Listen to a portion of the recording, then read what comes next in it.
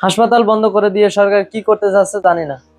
যেখানে পর্যাপ্ত পরিমাণে হাসপাতালের সংকটে বাংলাদেশের মানুষকে প্রতিনিয়ত যেতে হয় ভারত, থাইল্যান্ড বা অন্যান্য দেশে বা সিঙ্গাপুরে, সেখানে 8 দিন হাসপাতালের মতো সেবাজনক হাসপাতাল বন্ধ করে দিল সরকার।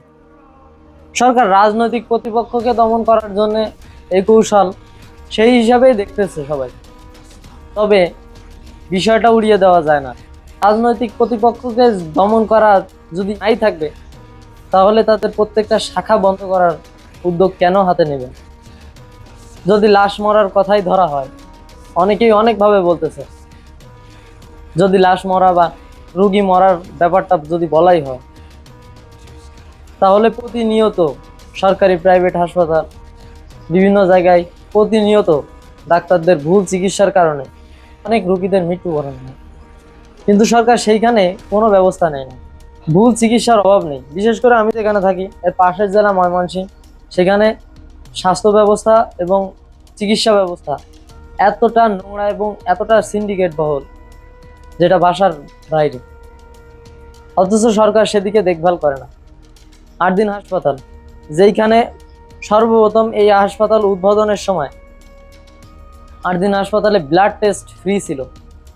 সর্বপ্রথম আমি যখন এটার পোস্টার হাতে পাই, আমি কোথাও ব্লাড টেস্ট, যেখানে একটা ব্লাড টেস্ট করতে 600 টাকা লাগে, সেখানে সম্পূর্ণ বিনামূল্যে এই 8 দিন হাসপাতাল যখন প্রথম উদ্বোধন হয়েছিল তখনই বিনামূল্যে এখানে ব্লাড টেস্ট করানো হতো। কারণ ব্লাড টেস্ট করানোর মাধ্যমে মানুষ তার রক্তের ভাইরাস, বিভিন্ন ইনফেকশনের ব্যাপারে জানতেও পারতো, সাথে তারা রক্ত দানে অংশগ্রহণ করতে পারতো। তো সেইটা কিন্তু বন্ধ করে দিল। তারপর যেটা হইলো, 8 দিন হাসপাতালে যে অ্যাম্বুলেন্সগুলো আছে, আপনারা জানেন কিনা, রাত 12টার পর যে কোনো সার্ভিস এই অ্যাম্বুলেন্সগুলোতে 8 দিন হাসপাতালে ফ্রি।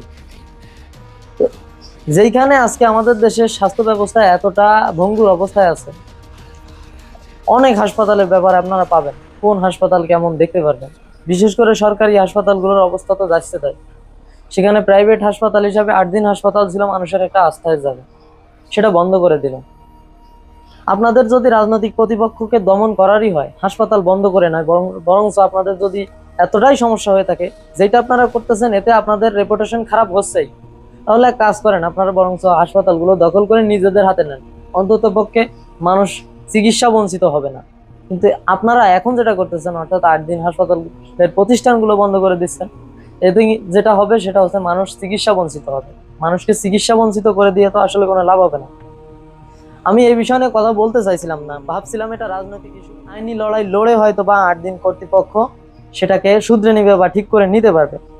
এই যে 6 জন শিশু মারা গেছে, এই বিষয়ে আমি আসলে ব্যথিত, এবং সবাই এইটা নিয়ে ব্যথিত। যে 6টা শিশু মারা গেছে, তাদের জীবনের মূল্য কোনো কিছু দিয়েই সম্ভব না দেওয়া। তবে মানুষের সেবা বন্ধ করে দেওয়াটা আসলে যৌক্তিক বলে আমি মনে করি না। তাই এই বিষয় নিয়ে কথা বললাম। আশা করি সরকারের লোকের এবং সরকারি দলীয় মানুষের মত আমার পক্ষেই থাকবে। আমি মনে করি যদি প্রয়োজন হয়, হাসপাতালের কর্তৃপক্ষকে চেঞ্জ করে হলেও হাসপাতাল চলমান রাখাটা আমাদের জন্য সব থেকে ভালো হয়। আর সরকার দলীয় লোকদের বলবো যে, একটা দল বেসরকারি থেকে, একটা বেসরকারি দল যদি পারে সরকারের জনগণের সেবা করতে, ক্ষমতায় না থেকে, আপনারা ক্ষমতায় আছেন, আপনাদের দ্বারা আরো বেশি মানুষ সেবা পাবে, এটাই এক্সপেক্ট করা যায়। তো 8 দিনের বিষয় এই ছিল আমার কথা। আশা করি আপনারা আমলে নেবেন। ধন্যবাদ।